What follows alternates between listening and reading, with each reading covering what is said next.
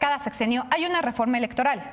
Luego de la gran reforma electoral de 1990, que dio nacimiento al Instituto Federal Electoral, ha habido varias reformas que han fortalecido un sistema electoral que es reconocido en el mundo, pero también que cuesta muy caro. Ahora, el presidente Andrés Manuel López Obrador y Morena buscan una reforma que dicen imprima al sistema electoral el espíritu austero de su gobierno. ¿Buena o mala apuesta? Veamos el contexto. Este martes reinician en la Cámara de Diputados los foros para discutir los cambios que legisladores de Morena impulsan al sistema electoral. Al respecto, el consejero presidente del Instituto Nacional Electoral, Lorenzo Córdoba, pidió que no se vulnere la autonomía del máximo órgano electoral del país. Córdoba ha señalado en varias ocasiones que la reforma debe partir del reconocimiento de que las instituciones y reglas funcionan, pues en las elecciones de 2018 los candidatos aceptaron los resultados y no hubo cuestionamiento respecto al desempeño de las autoridades electorales. En un video publicado en sus redes sociales, Córdoba dio la bienvenida a nuevas reglas siempre que no se destruya al organismo electoral para crear algo nuevo a partir de improvisaciones, ocurrencias o de plano malas intenciones. En mayo, el presidente Andrés Manuel López Obrador propuso también que el INE organice las elecciones locales, señalando que los organismos públicos electorales son un gasto excesivo. El diputado morenista Sergio Gutiérrez Luna, que coordina el grupo de trabajo para la reforma, dijo que su bancada busca estipular no solo en la ley, sino en la Constitución el principio de austeridad. Gutiérrez Luna presentó ante la Comisión de Puntos Constitucionales una iniciativa para desaparecer los 32 organismos públicos electorales, los OPLES, que desde 2014 organizan las elecciones locales. Según la iniciativa, el INE tiene la estructura y los recursos humanos y financieros para añadir a sus funciones la organización de las elecciones gubernamentales, de congresos locales y municipales. Sin embargo, en un artículo publicado en El Universal, el consejero electoral Benito Nasif señaló que el INE no tiene la capacidad para resolver tantos procesos electorales. Este lunes, en entrevista con el diario El Financiero, el vicecoordinador de Morena en la Cámara de Diputados, Pablo Gómez, informó que su partido propondrá no solo que desaparezcan los OPLES, sino todo el Consejo General del INE. El diputado señaló que en lugar del Consejo General buscan que haya una Junta General Ejecutiva para que el INE sea un organismo técnico y no político. Punto y contrapunto. Como cada lunes nos acompañan Fernanda Caso, analista y conductora. Hola Ana, un gusto estar por acá. Saludos a todos. Lisa Sánchez, directora general de México Unido contra la Delincuencia. ¿Cómo estás, Ana? Muy buenas noches. Eder Guevara, fundador de Morena y antropólogo. Hola Ana, buenas noches. Y Alfredo Lecona, activista y analista. Buenas noches a todas y todos. Muy bien, pues arranquemos con los temas de esta noche. ¿Quién arranca? Eder. Bueno, primero celebro que se ponga a discusión todo el sistema electoral mexicano.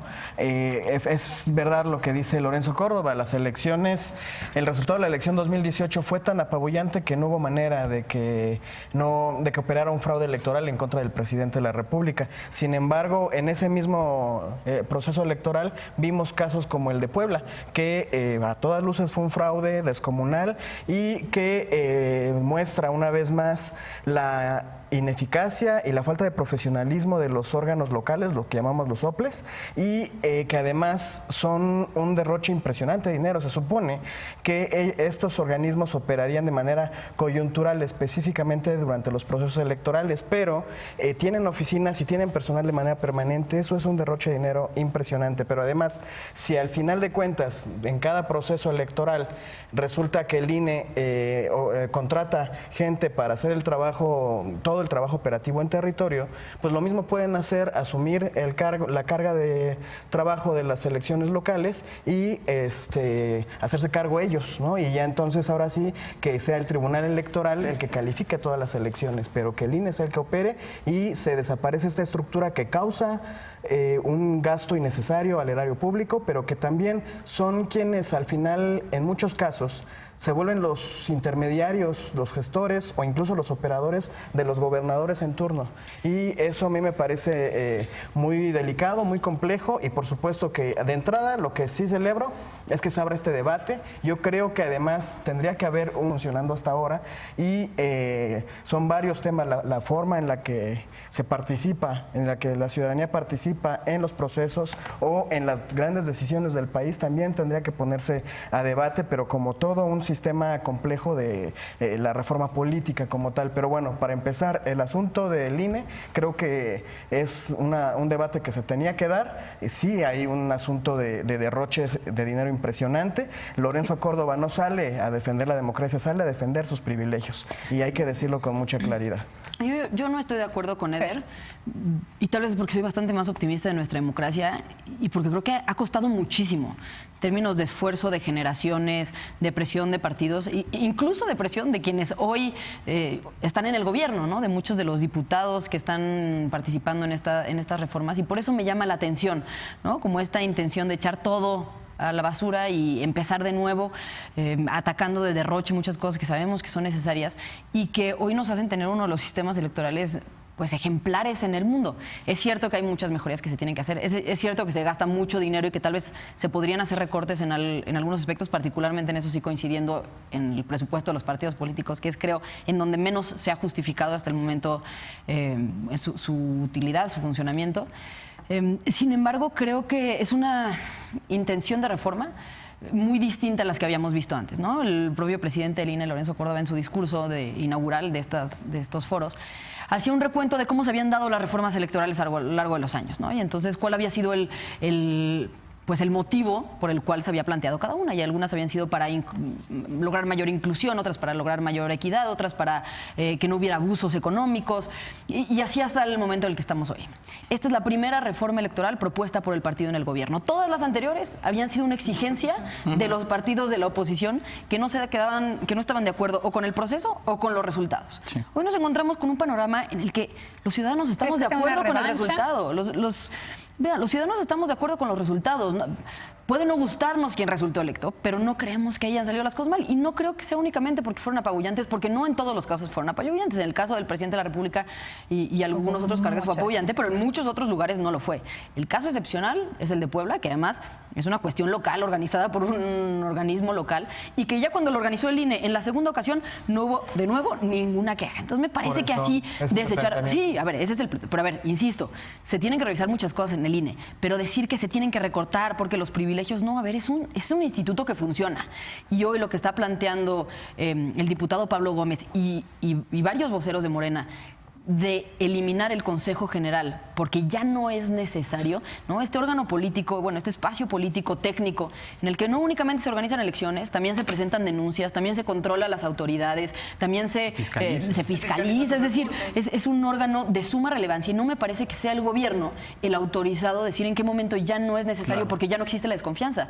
Eso, en su caso, sería una atribución de la oposición, de las oposiciones, pudiendo ser Morena en su caso también en alguna ocasión, o el partido que fuere, ¿no? Y en algunas elecciones, porque en la federal la arrasaron. Sí, yo creo que es un error partir del discurso de autoridad para proponer una reforma política, porque primero lo que tendríamos que ver es cómo ha funcionado sistemáticamente el IFE, ahora el INE, y cómo han fallado parcialmente a favor de determinado partido, cuál ha sido el comportamiento del Consejo General y qué les permite actuar de la forma parcial en la que sí han participado o en la que sí han fallado muchos de ellos, y ya después sobre eso se ve cuál es el presupuesto necesario para las reformas que se tengan que hacer para el Consejo General y para en general todo el funcionamiento del aparato electoral. Entonces no creo que sea a partir de eso, porque yo no estoy seguro que un recorte, un mega recorte o hacerlo todo bajo la perspectiva de la austeridad nos vaya a librar de problemas que han solapado consejeros como los que hoy están en el Consejo General. Me refiero a Ciro Murayama, por ejemplo, que fue un defensor del PRI y del Partido Verde cuando estaba la denuncia que estaba, o la investigación que estaba realizando la FEPADE, nada más para poner un ejemplo, sobre los 200 millones de pesos que en 2016 habría desviado Roberto Borge para la elección de Quintana Roo. Al INE se le pasaron nada más y nada menos 196 millones de pesos que no pudieron comprobar que se desviaron del gobierno para la elección, cuando el presupuesto que tenía la elección, el tope de gastos de campaña, era de 4 millones de pesos. O sea, 4 millones de pesos, y de repente la Fiscalía estaba investigando 200 millones de pesos, pues entonces, ¿para qué está el INE? Y la respuesta en ese momento de Ciro Murayama es que el INE no es el Big Brother, que el INE no puede porque hay un humor político determinado fijar sanciones, que no son el todopoderoso que todo lo ve. Entonces, si no pueden ver algo así, ¿dónde está fallando ahora también hay un tema con que la unidad de fiscalización no tiene la información que tiene, por ejemplo, la unidad de inteligencia financiera. Pero tiene la facultad de pedirlo. Sí, Nosotros claro, lo vimos pero se tendría que pedir tal vez una colaboración más fuerte o incluso evaluar si no le corresponde más bien a la unidad de inteligencia financiera. Pero cuando la tenían, lo que tendrían que hacer las revisiones sobre cuestiones electorales. A mí me tocó muy de cerca un caso porque justo desde la iniciativa, cuando yo estaba en la iniciativa ahora, cuando hicimos una investigación que se llamaba se llamó el secuestro, que era cómo precisamente los intereses del PRI de Peña Nieto en ese entonces habían secuestrado el parte del Consejo General, y ahí tratamos de que la unidad de inteligencia financiera, obviamente recurriendo primero al INE, investigara qué pasaba con las tarjetas que otorgaba el gobierno de Erubiel Ávila, y el INE no movió un papel, como no movió la unidad de inteligencia financiera, a pesar de tener las facultades, y ya cuando se revisó toda la elección del Estado de México, pues desecharon como cosita de nada. Y que ahí hace sentido una propuesta del diputado Pablo Gómez que justo habla de modificar los mecanismos mediante los cuales se selecciona a los consejeros, que tal vez tendría que ser un concurso en lugar de hacerlo a través de los partidos políticos que acaban teniendo cuotas. Sin embargo, ¿no? A ver, Lisa, sí, cuéntanos. A ver, a mí lo que en realidad me está haciendo muchísimo ruido es que no hemos tocado un tema central de esta reforma y que tiene que ver con que si pasa y se eliminan los OPLs estatales y sus consecuentes consejos distritales y municipales, estamos frente al fenómeno nunca visto de la centralización de las elecciones en México. Sí. Es un proceso que, sumado a otros procesos de toma de decisión, están concentrando todo el poder en el gobierno federal y están tratando no solo de infantes, sino de incapaces a las autoridades locales. Una cosa que nos recordaba Benito Nasif en el artículo que escribe hoy del Universal es precisamente cómo los OPLs no son solo organizar y elecciones estatales cuando el INE no las tiene cuando no hay concurrencia de procesos federales, sino ayudar al INE cuando hay concurrencia de procesos federales. 2018 se montaron más de 500 consejos distritales a nivel estatal que fueron los que permitieron el conteo rápido, el cómputo de votos y el otorgamiento de constancias de mayoría en el tiempo récord que necesitamos para tener certeza sobre los procesos electorales que tanto trabajo nos ha costado construir. Como bien decía Fer, pero eso tú desaparece eso. Pero eso fue en las federales. No, también hubo en la concurrencia de estatales y de submunicipales un montón de estructuras que se desplegaron a partir de las OPLs que permitieron el tiempo real y que permiten además otros procesos de participación ciudadana que no se quedan solo en las elecciones federales o en las elecciones estatales. Entonces estamos hablando desde un discurso de austeridad para justificar un fenómeno de centralización. ¿Qué es lo que me preocupa de eso? Que ese discurso es trasladable a cualquier otra cosa. Las comisiones estatales de derechos humanos, los órganos de transparencia estatales, de todos. Pero si hay un problema. Pero entonces ustedes lo que tienen que replantearse, quien quiera un gobierno organizado desde el centro, plantéese una reforma de desaparición de los estados y los municipios y paguen el costo político de eso. Ir separando punto por punto todas las instituciones locales para dejar a los estados sin gobierno es una farsa, es una tomadura de pelo y es sobre todo una falacia porque no nos va a salir más barato. Al final el caldo nos va a terminar saliendo más caro que la salsa. ¿Y qué es esta otra? ¿Qué precio le ponemos a la tranquilidad democrática que se vive después de una elección? Y a la confianza de los mexicanos también. Porque hoy aplicar la austeridad y la austeridad, bueno, ¿para qué? Para mí la austeridad en salud pues ha sido un desastre. La austeridad en el CONACYT ha sido un desastre. La austeridad en refugios para víctimas es un desastre. La austeridad en democracia es un desastre. A mí me causa ruido no tiene una buena salida. Eso de la normalidad democrática después de las elecciones, porque realmente, o sea, francamente, 2018 ha sido la única vez que tuvimos una normalidad democrática postelectoral. Y a nivel federal nada más. En 2006, la elección cuestionadísima de Felipe Calderón con ese margen y lo que vino después con un conflicto postelectoral. En 2012, el caso Monex, por ejemplo, que llegó a un puerto terrible, bueno, a ver, no sancionado. Casos no, bueno, también el fideicomiso de Morena. No, a ver, casos ha habido, perfeccionable es el sistema. Yo creo que hay muchas cosas que hacer, ¿no? Equidad para los independientes, reducción de financiamiento. Pero creo que tenemos que transitar a perfeccionarlo, no a deshacerlo ya. Aquí tenemos un problema que es justamente cuál ha sido el papel no solamente de los OPLs, también de las comisiones estatales de derechos humanos. Siempre están a merced de los gobiernos estatales. Siempre. Falta una reforma profunda.